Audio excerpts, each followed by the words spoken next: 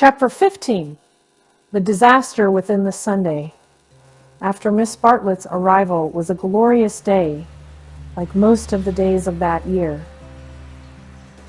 And the wheeled autumn approached, breaking up the green monotony of summer, touching the parks with the gray bloom of mist, the beech trees with russet, the oak trees with gold.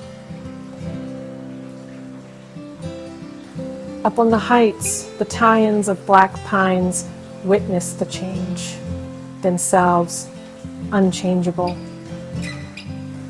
Either country was spanned by a cloudless sky, and either in arose the tinkle of church bells.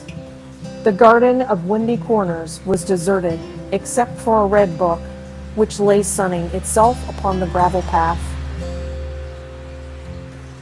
From the house came incoherent sounds, as of females preparing for work. The men say they won't go. Well, I don't blame them, Minnie says.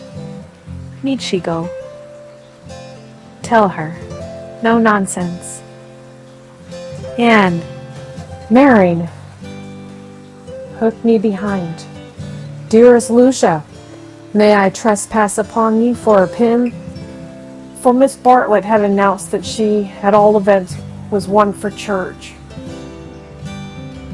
The sun rose higher on its journey, guided not by Phaeton, but by Apollo, competent, unswerving, divine. Its rays fell on the ladies whenever they advanced towards the bedroom windows, on Mr. Beebe down at Summer Street, as he smiled over a letter from Miss Catherine Allen, on George Emerson cleaning his father's boots.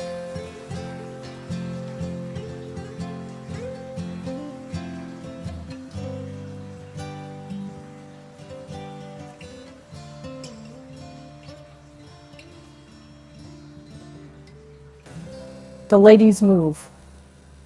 Mr. Beebe moves. George moves, and movement may engender shadow.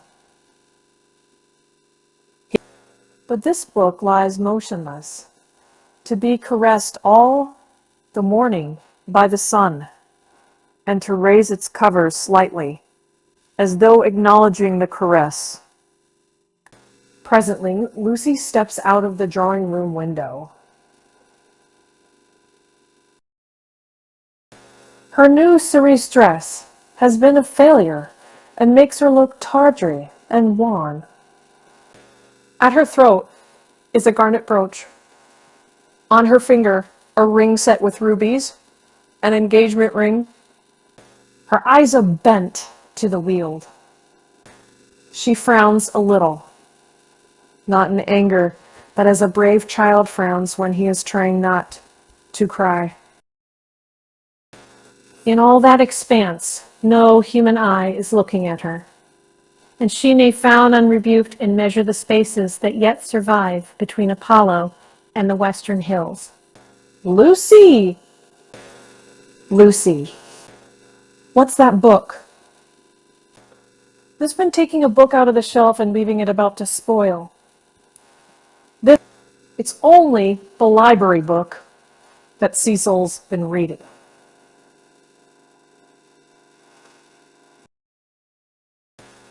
But pick it up, and don't stand, idling there like a flamingo. Lucy picked up the book and glanced at the title listlessly. Andrologia. She no longer read novels herself, devoting all her spare time to solid literature and the hope of catching Cecil up. It was dreadful how little she knew. And even when she thought she knew a thing, like the Italian painters, she found she had forgotten it. Only this morning, she had confused Francesco Francia with Piero della Francesca, and Cecil had said, "What? You aren't forgetting your Italy already?" And this, too, had lent anxiety to her eyes when she saluted the dear view and the dear garden in the foreground, and above them, scarcely conceivable elsewhere, the dear sun. "Lucy, Have you a sixpence for Minnie and a shilling for yourself? She hastened into her mother, who was rapidly working herself into a Sunday fluster. It's a special collection. I forget what for. I do beg no vulgar clinking in the plate with halfpennies. See that Minnie has a nice bite sixpence. Where is the child? Minnie! That book's all warped. Gracious, how plain you look. Put it under the atlas to press. Minnie! Oh, this is Honeychurch from the upper regions. Minnie, don't be late. Here comes the horse. It was always the horse, never the carriage. Where's Charlotte? Run up. Well, hurry her. Why is she so long? She had nothing to do. She never brings anything but blouses. Poor Charlotte. How I do detest blouses. Minnie. Paganism is infectious. More infectious than diphtheria or piety. And the rector's niece was taken to church protesting. As usual, she didn't see why. Why shouldn't she sit in the sun with the young men? The young men who had now appeared mocked her with ungenerous words. Mrs. Honeychurch defended orthodoxy, and in the midst of the confusion, Miss Bartlett, dressed in the very height of the fashion, came strolling down the stairs. Dear Marian, I am very sorry, but I had no small change, nothing but sovereigns and half-crowns. Could anyone give me... Yes. Easily. Jump in. Gracious me, how smart you look. What a lovely frock. You put us all to shame. If I did not wear my best rags and tatters now, when should I wear them? Said Miss Bartlett reproachfully. She got into the Victoria and placed herself with her back to the horse. The necessary roar ensued, and then they drove off.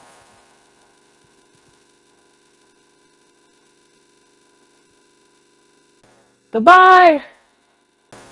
Be good, called out Cecil. Lucy bit her lip, for the tone was sneering. On the subject of church and so on, they had had rather unsatisfactory conversation. He had said that people ought to overhaul themselves, and she did not want to overhaul herself. She did not know it was done. Honest orthodoxy Cecil respected, but he always assumed that honesty is the result of a spiritual crisis. He could not imagine it as a natural birthright that might grow heavenward like flowers. All that he said on this subject pained her, though he exuded tolerance from every pore. Somehow the Emersons were different. She saw the Emersons after church. There was a line of carriages down the road, and the Honeychurch vehicle happened to be opposite Sissy Villa. To save time, they walked over the green to it and found father and son smoking in the garden. Introduce me, said her mother, unless the young man considers that he knows me already. He probably did, but Lucy ignored the sacred lake and introduced them formally. Old Mr. Emerson claimed her with much warmth, and said how glad he was that she was going to be married. She said yes, she was glad too. And then, as Miss Bartlett and Minnie were lingering behind with Mr. Beebe, she turned the conversation to a less disturbing topic, and asked him how he liked his new house.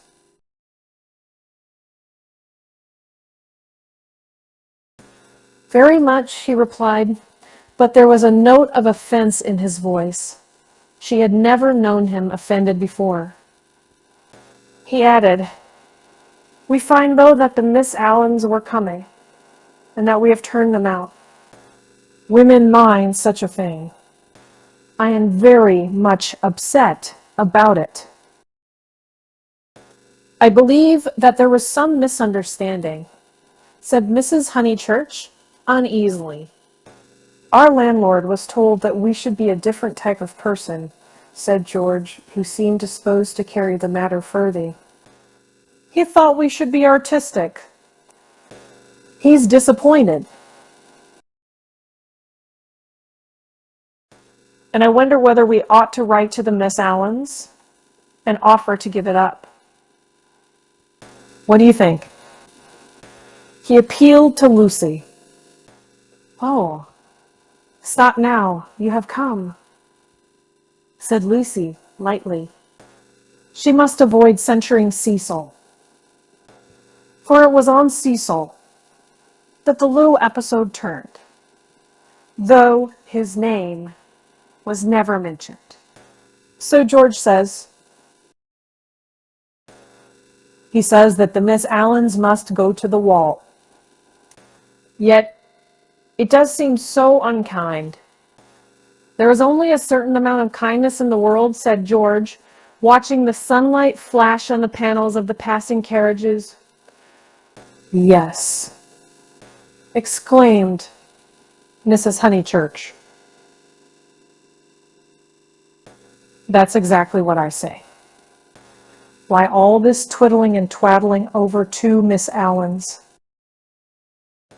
There's a certain amount of kindness, just as there is a certain amount of light, he continued in measured tones.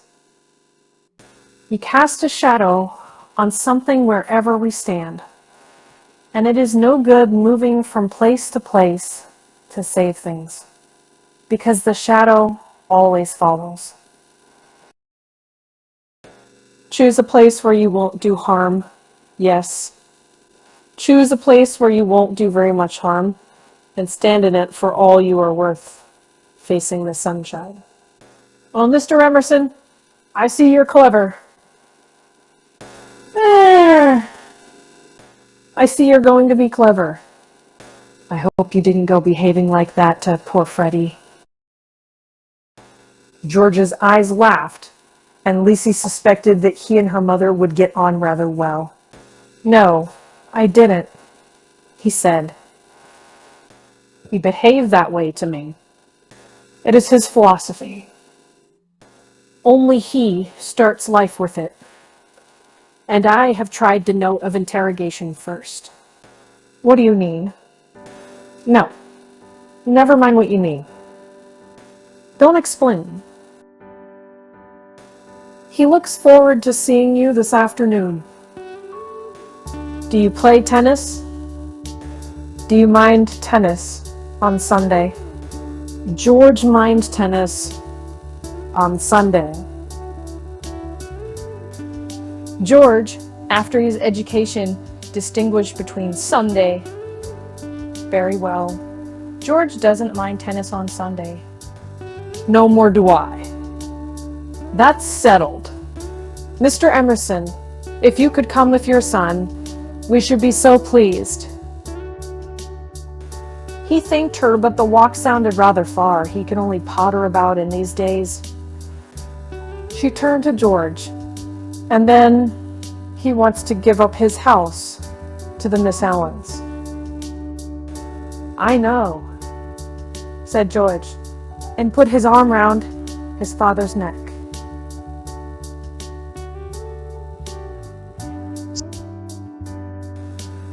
The kindness that Mr. Beebe and Lucy had always known to exist in him came out suddenly, like sunlight touching a vast landscape, a touch of the morning sun. She remembered that in all his perversities, he had never spoken against affection. Miss Bartlett approached. "You know our cousin, Miss Bartlett," said Mrs. Honeychurch pleasantly. "You met her with my daughter in Florence." "Yes, indeed," said the old man, and made as if he would come out of the garden to meet the lady. Miss Bartlett promptly got into the Victoria. Thus, entrenched, she emitted a formal bow. It was the Pension Bertolini again, the dining table with the decanters of water and wine. There was the old battle of the room with the view. George did not respond to the bow. Like any boy, he blushed and was ashamed. He knew that the chaperone remembered. He said, I'll come up to tennis if I can manage it," and went into the house. Perhaps anything that he did would have pleased Lizzie, but his awkwardness went straight to her heart. Men were not gods after all, but as human and as clumsy as girls. Even men might suffer from unexplained desires and need help.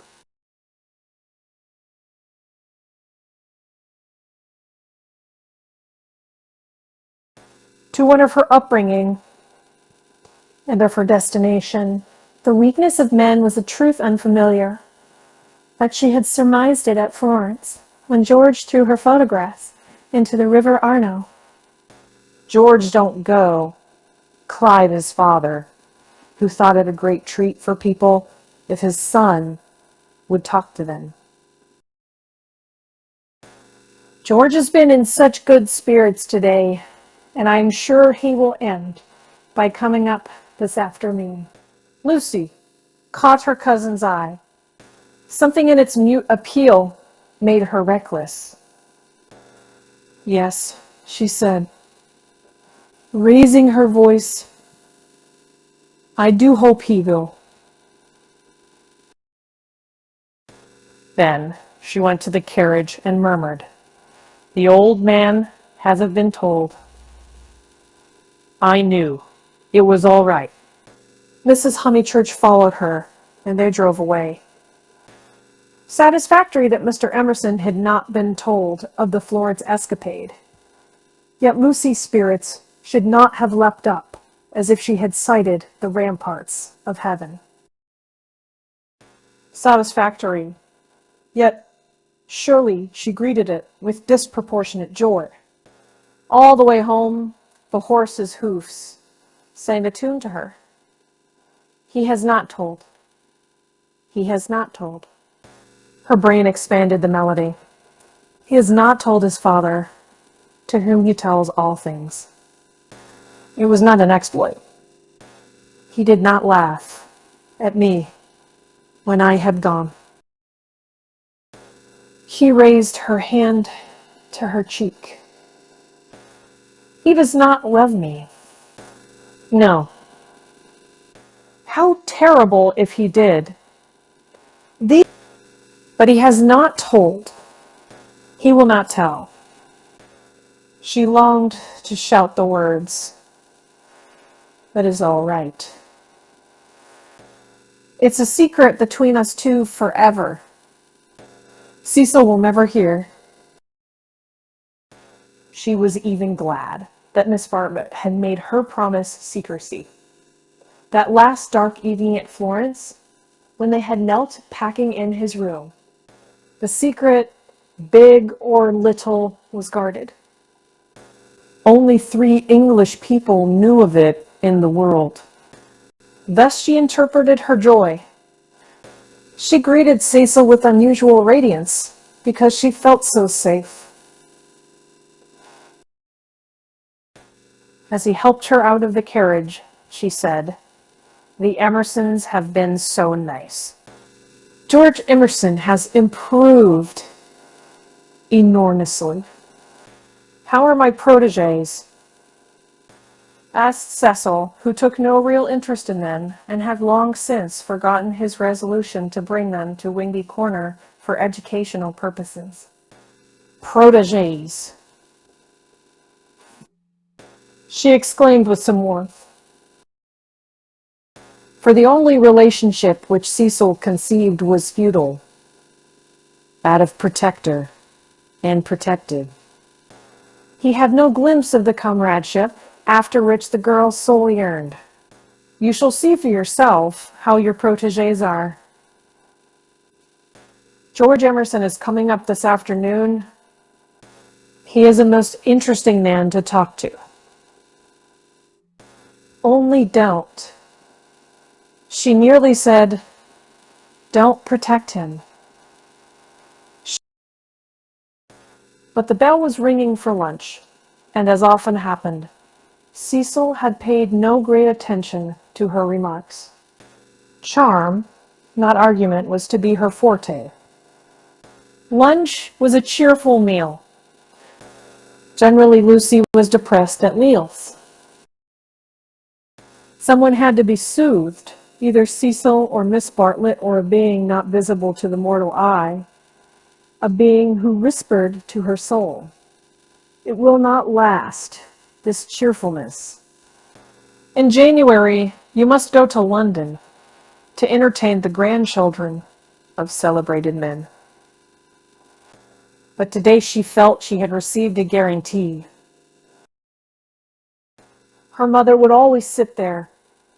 Her brother here, the sun, though it had moved a little since the morning, would never be hidden behind the western hills. For the luncheon they asked her to play, she had seen Gluck's Armide that year and played from memory the music of the Enchanted Garden, the music to which Renaud approaches beneath the light of an eternal dawn, the music that never gains, never wanes.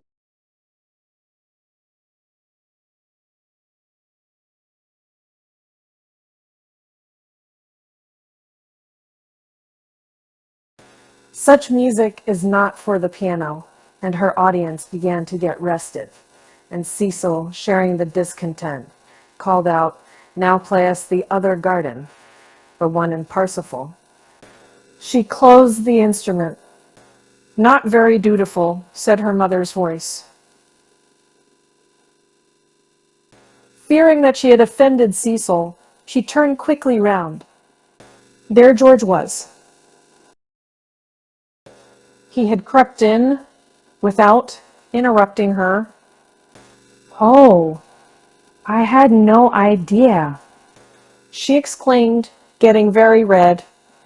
And then, without a word of greeting, she reopened the piano. Cecil should have the Parsifal, and anything else that he liked.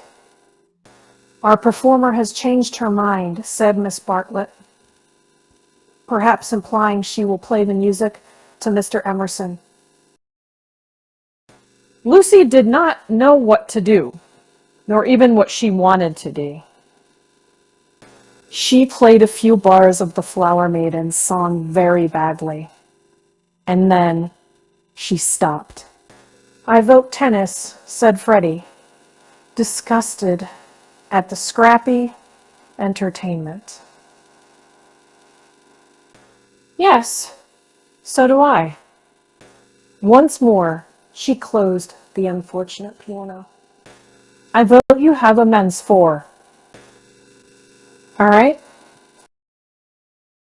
Not for me, thank you," said Cecil. "I will not spoil the set." He never realized that it may be an act of kindness in a bad player to make up a fourth. "Oh, come along, Cecil." "I'm bad. Ford's rotten. And so I dare say Emerson." George corrected him. "I am not bad." One look down, One's nose at this. Then certainly I won't play, said Cecil, while Miss Bartlett, under the impression that she was snubbing George, added, I agree with you, Mr. Vyse. You had much better not play. Much better not. What's Minnie, rushing in where Cecil feared to tread, announced that she would play. I shall miss every ball. Anyway, so what does it matter? But Sunday intervened and stamped heavily upon the kindly suggestion. Then it will have to be Lucy, said Mrs. Honeychurch. You must fall back on Lucy. There is no other way out of it. Lucy, go and change your frock. Lucy's Sabbath was generally of this amphibious nature. She kept it without hypocrisy in the morning, and broke it without reluctance in the afternoon. As she changed her frock, she wondered whether Cecil was sneering at her. Really, she must overhaul herself and settle everything up before she married him. So Mr. Floyd was her partner. She liked music, but how much better tennis seemed. How much better to run about in comfortable clothes than to sit at the piano and feel girt under the arms. Once more music appeared to her, the employment of a child. George served and surprised her by his anxiety to win. She remembered how he had sighed among the tombs at Santa Croce because things wouldn't fit. How after the death of that obscure Italian, he had leant over the parapet by the Arno and said to her, I shall want to live, I tell you.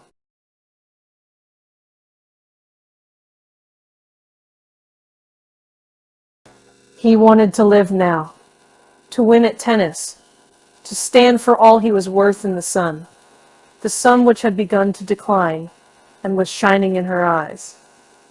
And he did win. Ah, how beautiful the Weald looked. The hills stood out above its radiance, as Fiesole stands above the Tuscan plain, and the South Downs, if one chose, or the mountains of Carrara. She might be forgetting her Italy, but she was noticing more things in her England. One could play a new game with the view and try to find in its innumerable folds some town or village that would do for Florence. Ah, how beautiful the Weald looked. But now Cecil claimed her.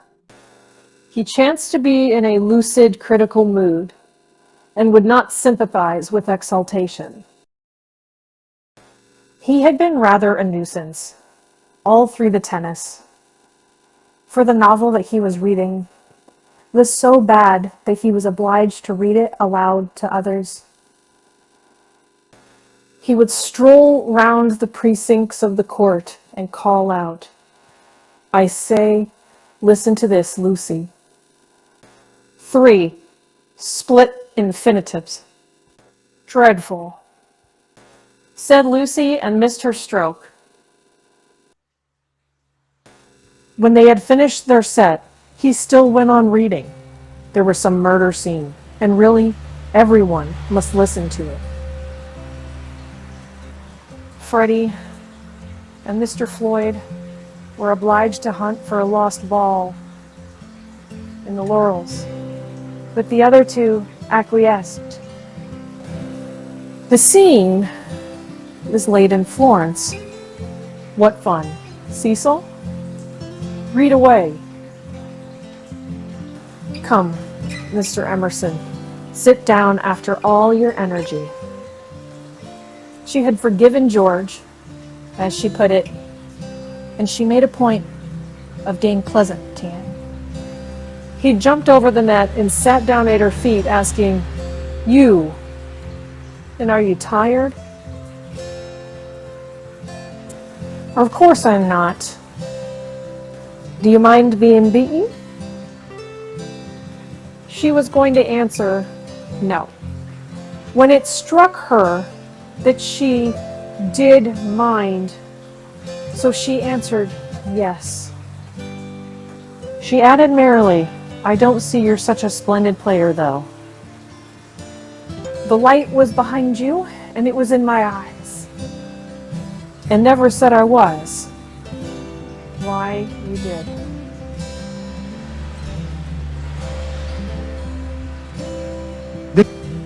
You didn't attend. You said, oh, don't go in for accuracy at this house. We all exaggerate. And we get very angry with people who don't. The scene is laid in Florence, repeated Cecil, with an upward note. Lucy recollected herself. Sunset, Leonora was speeding. Lucy interrupted. Leonora? Is Leonora the heroine? Who's the book by? Joseph, Sunset. Leonora, speeding across the square, prayed the saint she might not arrive too late. Sunset, the sunset of Italy. Under Orcagna's loggia. The Loggia de Lanzi, as we sometimes call it now. Lucy burst into laughter. Joseph, Emery, prank, indeed. See why it's Miss Lavish. It's Miss Lavish's novel, and she's publishing it under somebody else's name. Who may Miss Lavish be? Ah, a dreadful person. Miss Emerson, you remember Miss Lavish? Excited by her pleasant afternoon, she clapped her hands. George looked up. Of course I do. I saw her the day I arrived at Summer Street. It was she who told me that you lived here. Weren't you pleased? She meant to see Miss Lavish. But when he bent down to the grass without replying, it struck her that she could mean something else. She watched his head, which was almost resting against her knee, and she thought that the ears were reddening. No wonder the novel's bad, she added. I never liked Miss Lavish, but I suppose one ought to read it as one's met her. All modern books are bad, said Cecil, who was annoyed at her inattention, and vented his annoyance on literature. Everyone writes for money in these days. Oh, Cecil, it is so. I will inflict Joseph Emery Plank on you no longer. Cecil, this afternoon seemed such a twittering sparrow. The ups and downs in his voice were noticeable, but they did not affect her. She had dwelt amongst melody and movement, and her nerves refused to answer to the clang of his. Leaving him to be annoyed, she gazed at the black head again. She did not want to stroke it, but she saw herself wanting to stroke it. The sensation was curious. How do you like this view of ours, Mr. Emerson? I never notice much difference in views. What do you mean?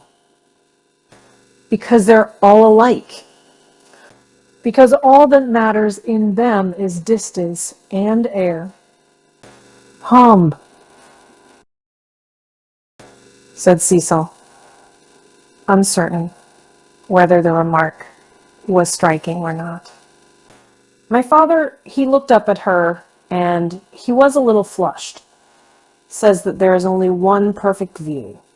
The view of the skies fade over our heads, and that all these views on earth are but bungled copies of it. I expect your father has been reading Dante, said Cecil, fingering the novel, which alone permitted him to lead the conversation. He told us another day that views are really crowds of trees and houses and hills, and are bound to resemble each other like human crowds, and that the power they have over us is sometimes supernatural for the same.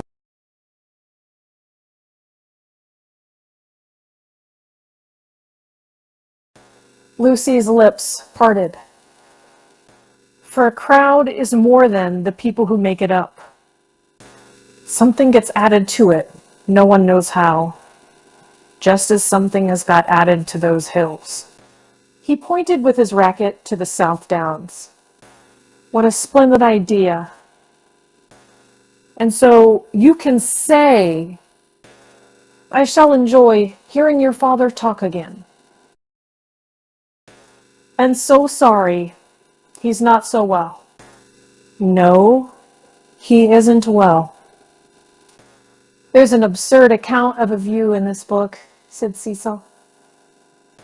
Also that men fall into two classes, those who forget views and those who remember them, even in small rooms. Mr. Emerson, have you any brothers or sisters? None. Why? You spoke of us. My mother, I was meaning. Cecil closed the novel with a bang. Oh, Cecil, how you made me jump. I will inflict Joseph Emery prank on you no longer. I can just remember us all three going into the country for the day and seeing as far as Hindhead. It is the first thing that I remember. Cecil got up. The man was ill-bred. He hadn't put on his coat after tennis. He didn't do. He would have strolled away if Lucy had not stopped him. Cecil, do read the thing about the U. Not while Mr. Emerson is here to entertain us. No. Read away. I think nothing's funnier than to hear silly things read out loud.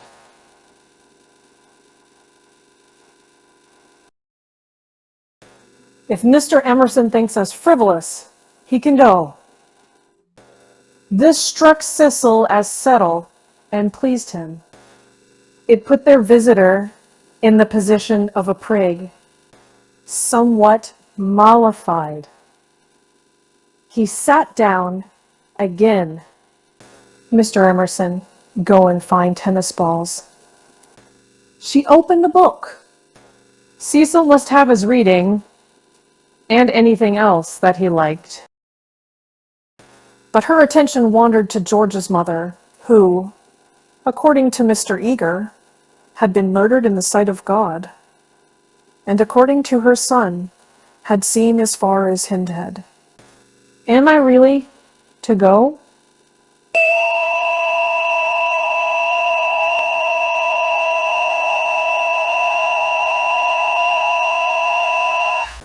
Asked George. No, of course not really, she answered. Chapter 2, said Cecil, yawning. Find me chapter 2, if it isn't bothering you. Chapter 2 was found, and she glanced at its opening sentences. She thought she had gone mad. Here, hand me the book. She heard her voice saying, it isn't worth reading. It's too silly to read. I never saw such rubbish. It oughtn't to be allowed to be printed. He took the book from her. Leonora, he read, sat pensive and alone. Before her lay the rich champaign of Tuscany, dotted over with many a smiling village. The season was spring. Miss Lavish knew somehow and had printed the past in draggled prose for Cecil to read and for George to hear. A golden haze, he read. Afar off the towers of Florence, while the bank on which she sat was carpeted with violets. All unobserved Antonio stole up behind her.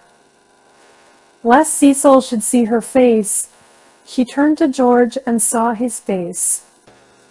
He read. There came from his lips no wordy protestation, such as formal lovers use. No eloquence was his, nor did he suffer from the lack of it. He simply enfolded her in his manly arms. This isn't the passage I wanted. He informed them there is another much funnier, further on. He turned over the leaves. Should we go into tea? Said Lucy, whose voice remained steady. She led the way up the garden, Cecil following her. George last. She thought a disaster was averted. But when they entered the shrubbery, it came. The book, as if it had not worked mischief enough, had been forgotten, and Cecil must go back for it. And George, who loved passionately, must blunder against her in the narrow path. No, she gasped, and for the second time was kissed by him. As if no more was possible, he slipped back. Cecil rejoined her. They reached the upper lawn, alone. Chapter 16. Line to George that Lucy had developed since the spring. That is to say, she was now better able to stifle the emotions of which the conventions in the world disapprove. Though the danger was greater, she was not shaken by deep sobs. She said to Cecil, I am not coming into tea.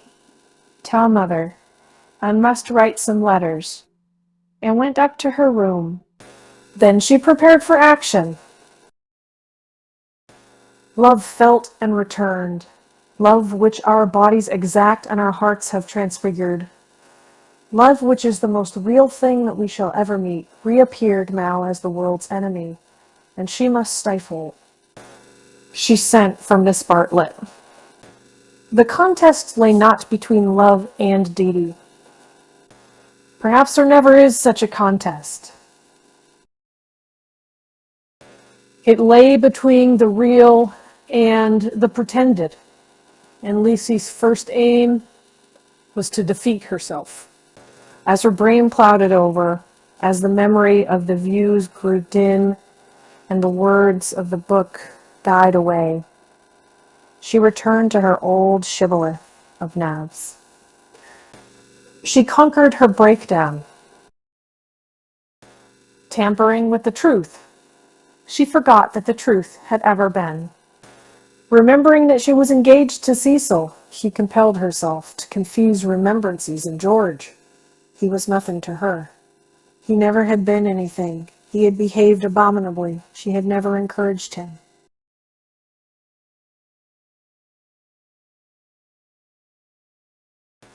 The armor of falsehood is subtly wrought out of darkness and hides a man not only from others, but from his own soul.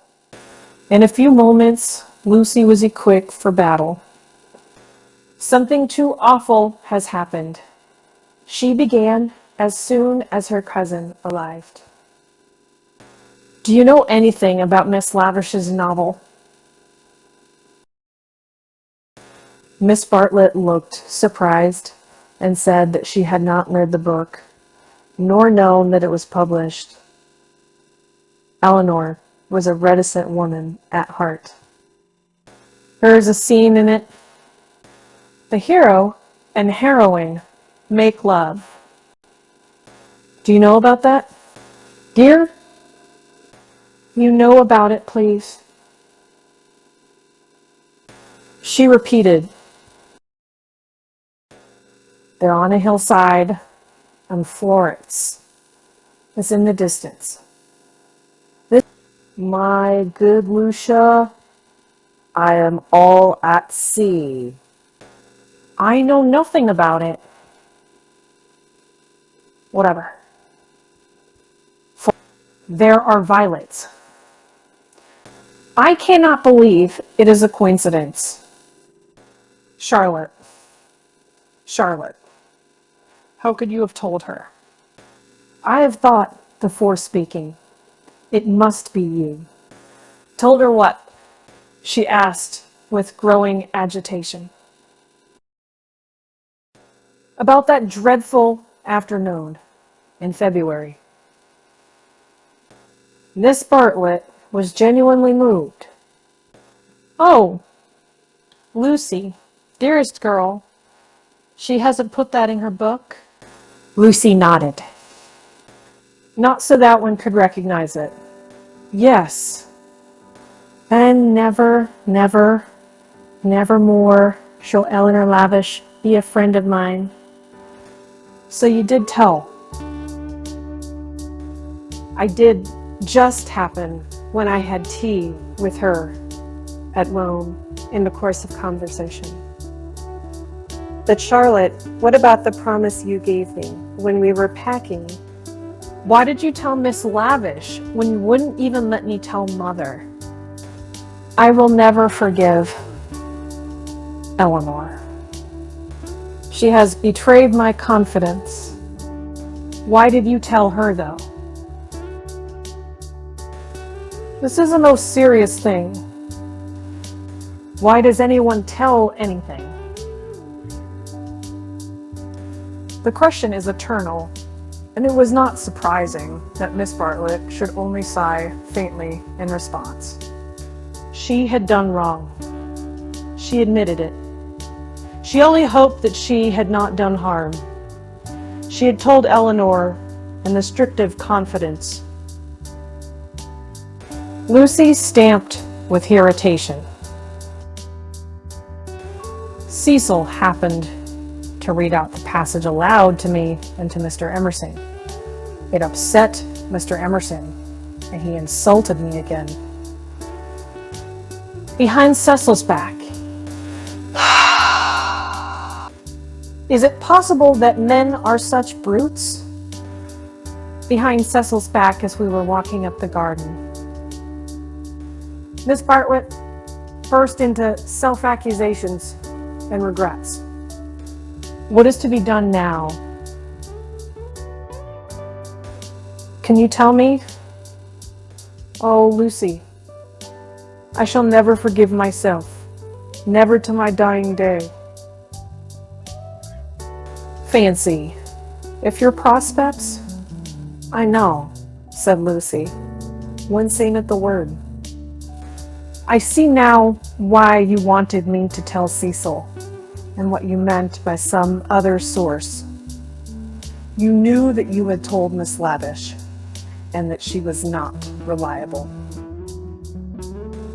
There was Miss Bartlett's turn to wince. However, said the girl, despising her cousin's shiftiness, what's done's done. You have put me in a most awkward position. How am I to get out of it? Miss Bartlett could not think. The days of her energy were over. She was a visitor, not a chaperone, and a discredited visitor at that. She stood with clasped hands while the girl worked herself into the necessary rage. That man must have such a setting down that he won't forget.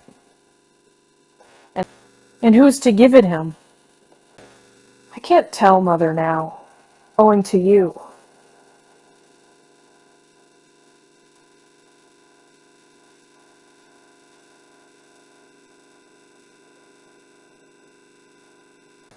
nor Cecil. Charlotte, owing to you. I am caught up every way. I think I shall go mad. I have no one to help me. That's why I've sent for you. I have just. What it's wanted is a man with a whip. Miss Bartlett agreed. One wanted a man with a whip. Yes, but it's no good agreeing. But what's to be done? We women go wandering on. What does a girl do when she comes across a cad? I always said he was a cad, dear. Give me credit for that, at all events. From the very first moment when he said his father was having a bath. Oh, bother the credit. And who's been right or wrong? We've both made a muddle of it. George Emerson is still down the garden there. And is he to be left unpunished? Or isn't he? I want to know. Miss Bartlett was absolutely helpless. Her own exposure had unnerved her, and thoughts were colliding painfully in her brain. She moved feebly to the window and tried to detect the cad's white flannels among the laurels. You were ready enough at the Bertolini when you rushed me off to Rome. Can't you speak again to him now? Willingly would I move, heaven and earth. I want something more definite, said Lucy contemptuously. Will you speak to him? It's the least you can do, surely, considering it all happened because you broke your word. Never again shall Eleanor Lavish be a friend of mine. Really, Charlotte was outdoing herself. Yes or no? Please. Yes or no? It is the kind of thing that only a gentleman can settle. George Emerson was coming up the garden with a tennis ball in his hand. Very well, said Lucy, with an angry gesture. No one will help me. I will speak to him myself. And immediately she realized that this was what her cousin had intended all along. Hello, Emerson, called Freddie from below. Found the lost ball. Good man. Want any tea? And there was an eruption from the house onto the terrace. Oh, Lucy, but that is brave of you. I admired. They had gathered round George, who beckoned, she felt, over the rubbish, the sloppy thoughts, the furtive yearnings that were beginning to cumber her soul. Her anger faded at the sight of him. Ah, the Emersons were fine people or no end. She had to subdue a rush in her blood before saying, Freddie has taken him into the dining room. The others are going down the garden. Come, let us get this over quickly. Come. I want you in the room, of course. Lucy, do you mind doing it? How can you ask such a ridiculous question? Poor Lucy.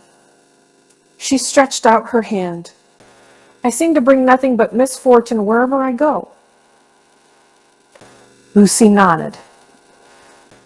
She remembered their last evening at Florence, the packing, the candle, the shadow of Miss Bartlett's toque on the door.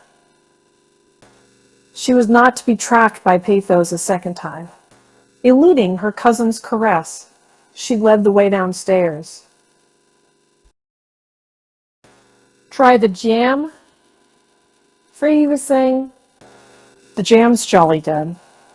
George, looking big and disheveled, was pacing up and down the dining room. As she entered, he stopped and said, "No, nothing to eat." "You go down to the others," said Lucy. "Charlotte and I will give Mr. Emerson all he wants." "Where's Mother?" She started on her Sunday writing. "She's in the drawing room." "That's all right. You go away." He went off singing. Lucy sat down at the table. Miss Bartlett, who was thoroughly frightened, took up a book and pretended to read. She would not be drawn into an elaborate speech. She just said, "I can't have it, Mr. Emerson. I cannot even talk to you. Go out of this house and never come into it again, as long as I live here," flushing as she spoke and pointing to the door. "I hate a row. Go, please." "What?" "No discussion." "But I can't." She shook her head. "Go, please. I do not want to call in Mr. Weiss." "You don't mean," he said, absolutely ignoring Miss Bartlett. "You don't mean that you're going to marry that man?" The line was unexpected. She shrugged her shoulders as if his vulgarity wearied her. For me, what was it, is the violent. She helped her to sign me. "You are merely ridiculous," she said quietly. And his words rose gravely over hers. "You cannot live with Weiss. And he's only for an acquaintance. He is for society and cultivated talk. He should know no one intimately, least of all, a woman." It was a new light on Cecil's character.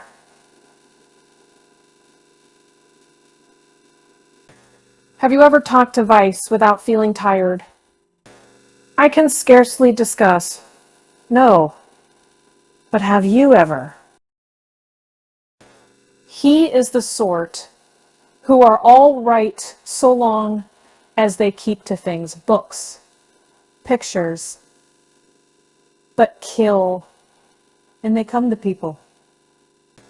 That's why I'll speak out through all this muddle even now.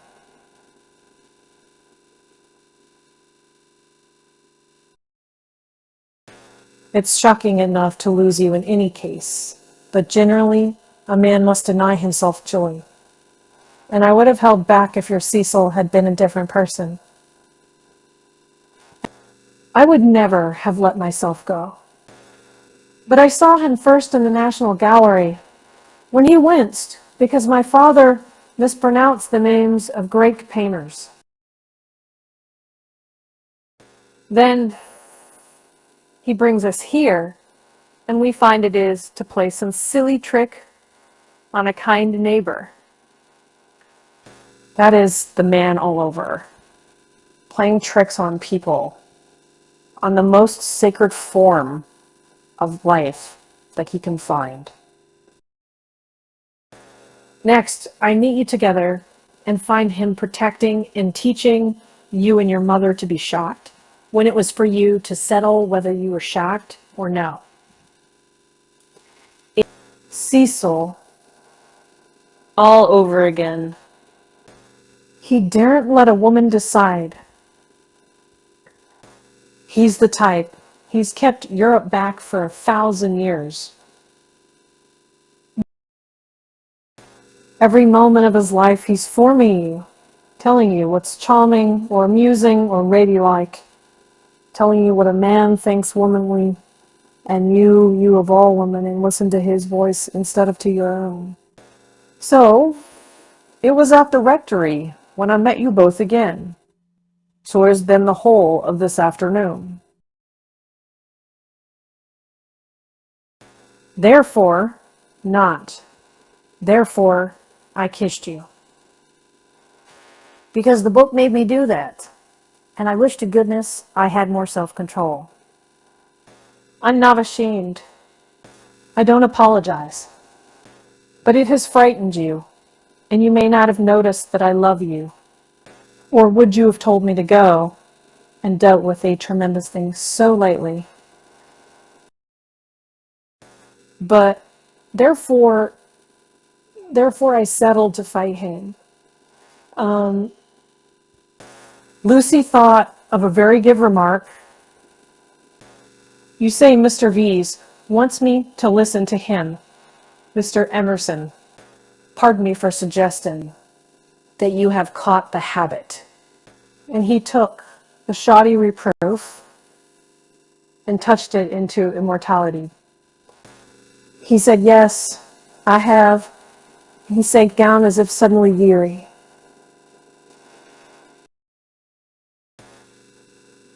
I'm the same kind of brute at bottom. This desire to govern a woman, it lies very deep, and men and women must fight it together before they shall enter the garden. But I do love you, Shirley, in a better way than he does. He thought, yes, really in a better way. I want you to have your own thoughts, even when I hold you in my arms. So he stretched them towards her. Lucy, well, be quick. There's no time for us to talk now. Come to me as you came in the spring, and afterwards I will be gentle and explain. I have cared for you since that man died. I cannot live without you. No good, I thought. She is marrying someone else. But I meet you again when all the world is glorious water and sun. As you came through the wood, I saw that nothing else mattered. I called. I wanted to live and have my chance of joy. And Mr. Weiss, said Lucy, who kept commendably calm.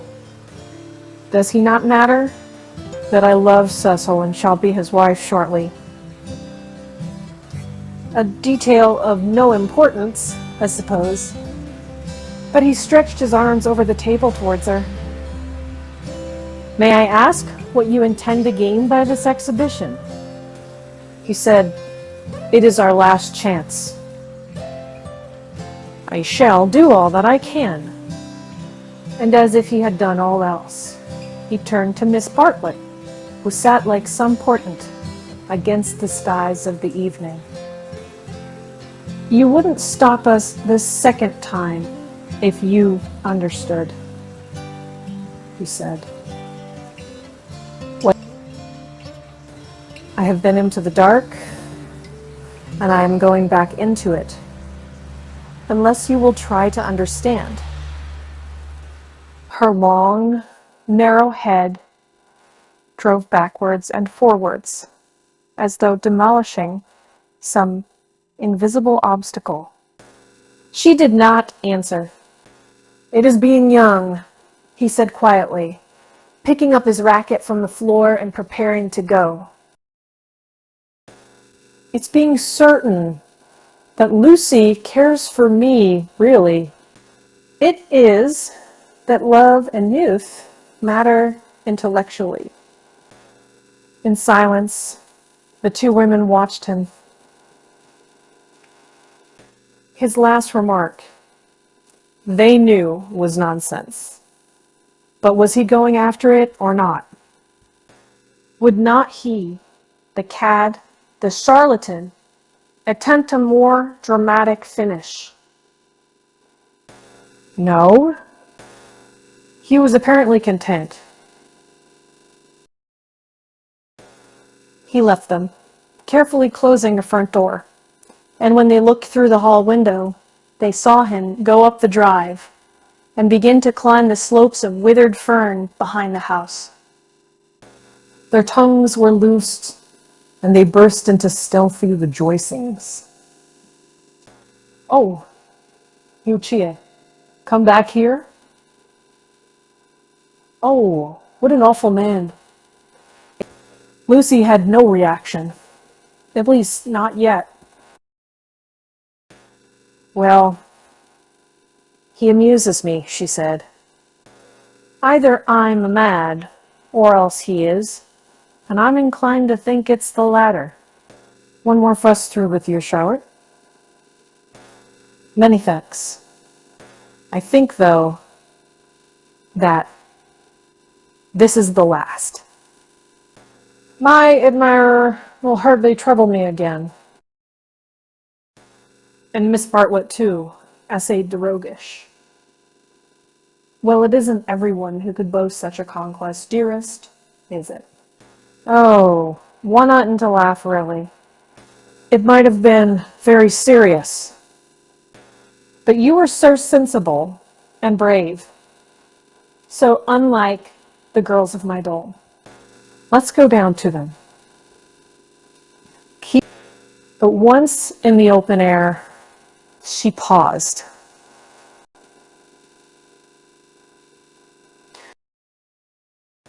Some emotion, pity, terror, love, but the emotion was strong, seized her, and she was aware of autumn. Summer was ending. In the evening brought her odors of decay, the more pathetic because they were reminiscent of spring. That something or other nabbered intellectually. A leaf, violently agitated, danced past her, while other leaves lay motionless. But the earth was hastening to re-enter darkness, and the shadows of those trees over Windy Corner. "Hello, Lucy. There's still light enough for another set if you two will hurry. Mr. Emerson has had to go. What a nuisance. That spoils the four." And I say, "Cecil, do play, do. There's a good chap. There's a good... It's Floyd's last day. Do play tennis with us, just this once." Cecil's voice came. "My dear Freddie, I am no athlete. As you well remarked this very morning, there are some chaps who are no good for anything but books. I plead guilty to being such a chap, and will not inflict myself on you." The scales fell from Lucy's eyes. How had she stood Cecil for a moment? He was absolutely intolerable. And the same evening, she broke off her engagement. Chapter 17. Lying to Cecil. He was bewildered. He had nothing to say. He was not even angry, but stood, with a glass of whiskey between his hands, trying to think what had led her to such a conclusion. She had chosen the moment before bed, when, in accordance with their bourgeois habit, she always dispensed drinks to the men. Freddie and Mr. Floyd were sure to retire with their glasses, while Cecil invariably lingered, sipping at his while she looked at the sideboard. "I am very sorry about it," she said. "I have carefully thought things over. We are too different. I must ask you to release me, and try to forget that there ever was such a foolish girl." It was a suitable speech, but she was more angry than sorry, and her voice showed it.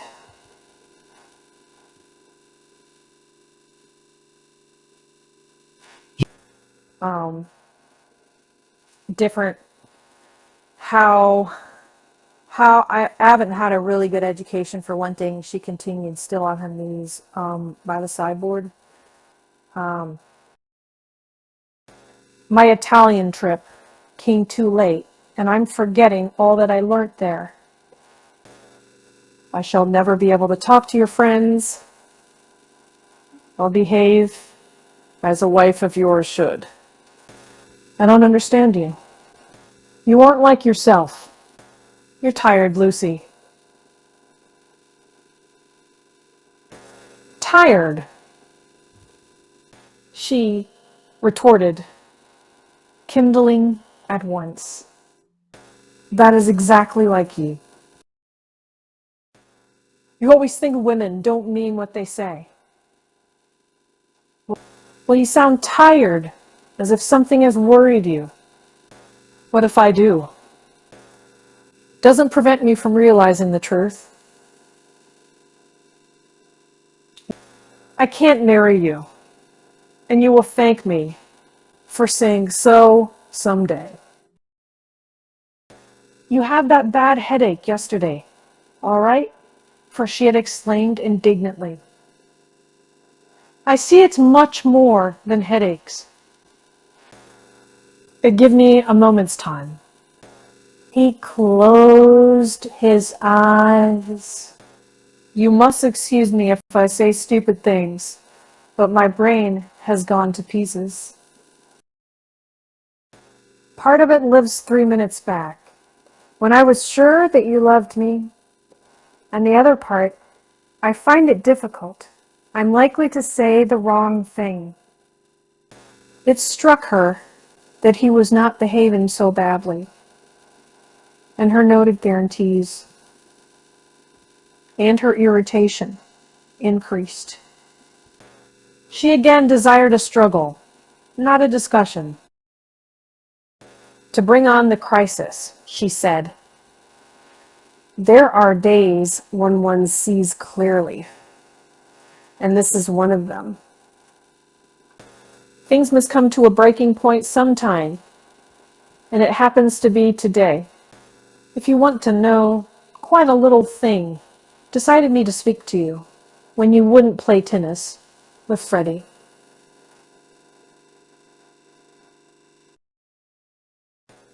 I never do play tennis, said Cecil, painfully bewildered. I never could play. I don't understand a word you say. You can play well enough to make up a 4. I thought it abominably selfish of you. No, I can't. Well, never mind the tennis. Why couldn't you? Couldn't you have warned me if you felt anything wrong? You talked of our wedding at lunch. At least, you let me talk. I knew you wouldn't understand, said Lucy quite crosser. I might have known there would have been these dreadful explanations.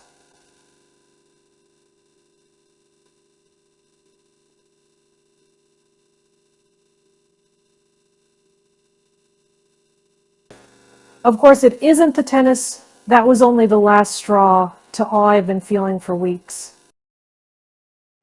Surely it was better not to speak until I felt certain. She developed this position. Often before I have wondered if I was fitted for your wife, for instance, in London. And are you fitted to be my husband? I don't think so. You don't like Freddie, nor my mother. There was always a lot against our engagement, Cecil, but all of our relations seemed pleased, and we met so often, and it was no good mentioning it until all things came to a point. They have today. I see clearly. I must speak. That's all. I cannot think you were right, said Cecil gently. I cannot tell why, but though all that you say sounds true, I feel that you are not treating me fairly. It's all too horrible. What's the good of the scene? No good. But surely I have a right to hear a little more. He put down his glass and opened the window. From where she knelt, jangling her keys, she could see a slit of darkness and, peering into it, as if it would tell him that little more, his long, thoughtful face. Don't open the window, and you better draw the curtain too. Freddie or anyone might be outside. He obeyed. I really think we had better go to bed, if you don't mind. So, I shall only say things that will make me unhappy afterwards. As you say, it's all too horrible, and it's no good talking.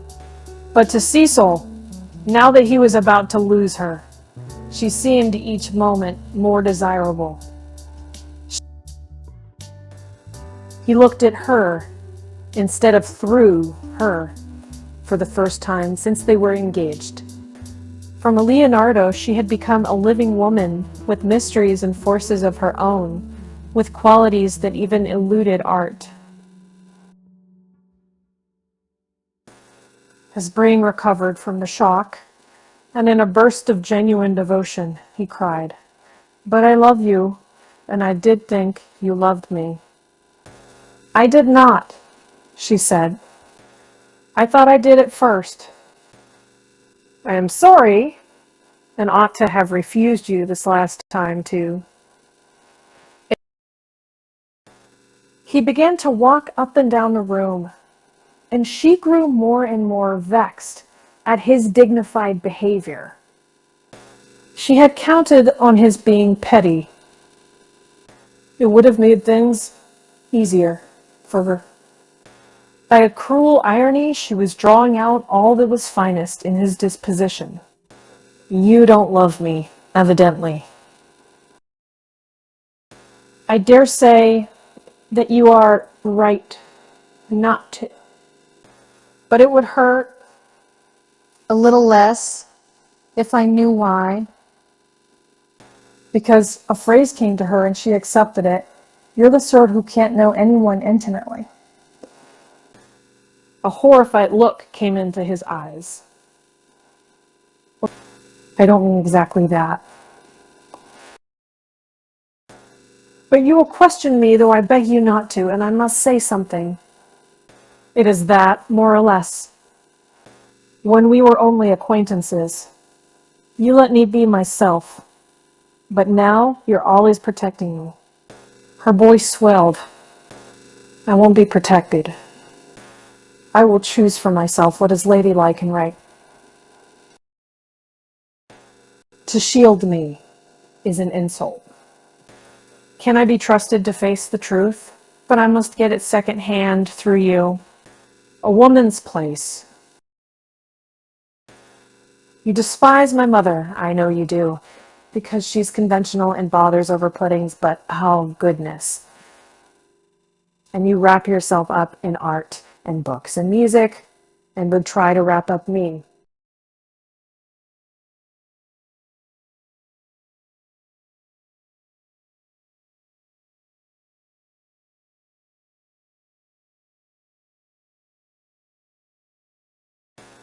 I won't be stifled, not by the most glorious music, for people are more glorious, and you hide them from me. That's why I break off my engagement. You were all right, as long as you kept to things. But when you came to people..." She stopped. There was a pause. Then Cecil said, with great emotion, "It is true." "True on the whole," she corrected, full of some vague shame. "True, every word.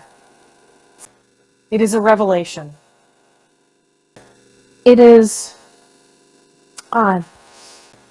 Anyhow, those are my reasons for not being your wife." he repeated. The sort that can know no one intimately. It is true. I fell to pieces the very first day we were engaged. I behaved like a cab to Beatty and to your brother. You are even greater than I thought. She withdrew a step. I'm not going to worry you. You were far too good to me.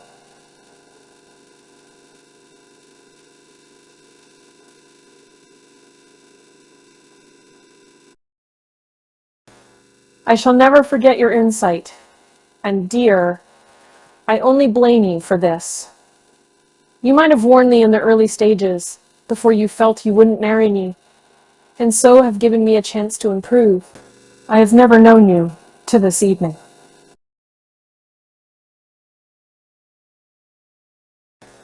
I've just used you as a peg for my silly notions of what a woman should be. But this evening, you are a different person. New thoughts, even a new voice. What do you mean by a new voice? She asked, seized with incontrollable anger. I mean that a new person seems speaking through you, said he. Then she lost her balance. She cried, If you think I'm in love with someone else, you are very much mistaken. Of course, I don't think that. You're not that kind, Lucy. Oh yes, you do think it. It's your old idea. The idea that has kept Europe back. I mean, the idea that women are always thinking of men. If a girl breaks off her engagement, everyone says, oh, she had someone else in her mind. She hopes to get someone else. It's disgusting, brutal. As if a girl can't break it off for the sake of freedom. He answered reverently.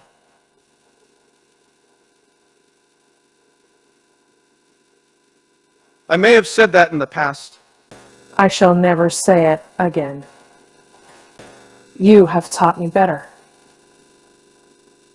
She began to redden and pretended to examine the windows again.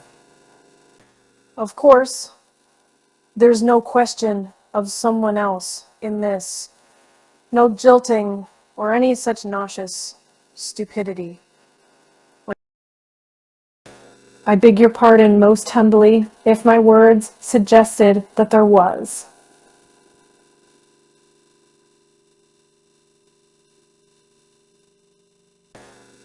I only meant that there was a force in me that I hadn't known of up till now. All right, Cecil? That will do.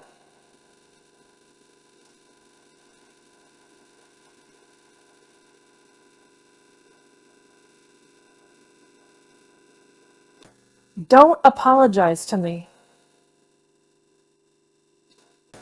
It was my mistake. It is a question between ideals, yours and mine. Pure abstract ideals, and yours are the nobler. I was bound up in the old vicious notions, and all the time you were splendid and new. His voice broke. I must actually thank you for what you have done, for showing me what I really am. Solemnly, I thank you for showing me a true woman. Will you shake hands? Of course I will, said Lucy, twisting up her other hand in the curtains. Good night, Cecil. Goodbye. That's all right. I'm sorry about it. Next. Thank you very much for your gentleness. We light your candle shower. They went into the hall. Thank you. Good night again. God bless you, Lucy. Goodbye, Cecil. She watched him steal upstairs, while the shadows from 3 banisters passed over her face like the beat of wings. Just on the landing, he paused strong in his renunciation and gave her a look of memorable beauty. For all his culture, Cecil was an ascetic at heart, and nothing in his love became him like the leaving of it. She could never marry. In the tumult of her soul that stood firm, Cecil believed in her. She must someday believe in herself. She must be one of the women whom she had praised so eloquently, who care for liberty and not for men. She must forget that George loved her, that George had been thinking through her and gained her this honorable release, that George had gone away into what was it? She put out a lamp.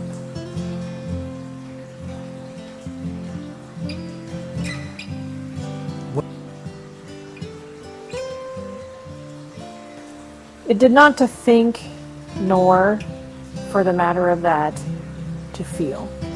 She gave up trying to understand herself and joined the vast armies of the benighted, who follow neither the heart nor the brain, and march to their destiny by catchwords. The armies are full of pleasant and pious folk,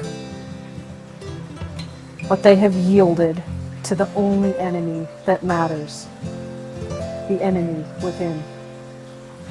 Water, if sinned against passion and truth, and vain will be their strife after virtue as the years pass. They are censured. Their pleasantry and their piety show cracks. Their wit becomes cynicism, their unselfishness hypocrisy. They feel and produce discomfort wherever they go. They have sinned against Eros and against Pallas Athene, and not by any heavenly intervention, but by the ordinary course of nature. Those allied deities will be avenged. Lucy entered this army when she pretended to George that she did not love him, and pretended to Cecil that she loved no one.